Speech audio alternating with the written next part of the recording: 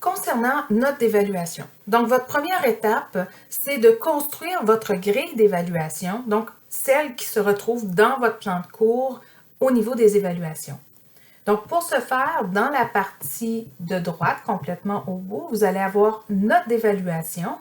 Et pour créer une note d'évaluation, on va aller dans grille d'évaluation du cours. Par défaut, vous n'aurez rien à cet endroit-là. Donc, ça vous permet tout simplement de pouvoir en créer une. Pour en créer une, vous avez un bouton « Ajouter une évaluation ». Donc, vous devez ajouter vos évaluations une après l'autre. En faisant « Ajouter une évaluation », vous allez avoir la possibilité d'écrire le titre de votre évaluation.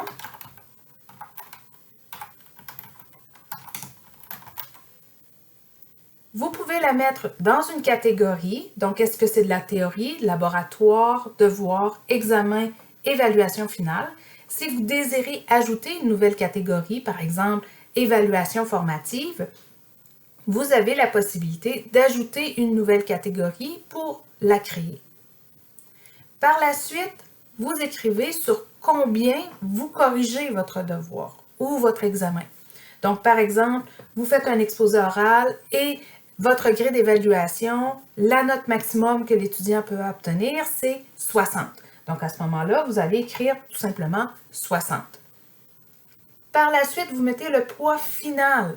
Combien cet exposé oral-là, cette évaluation-là, vaut sur la note finale. Donc, elle vaut 10% de la note finale. Donc, le système va faire le calcul du 10% de 60, qui est la note maximum que l'étudiant peut avoir.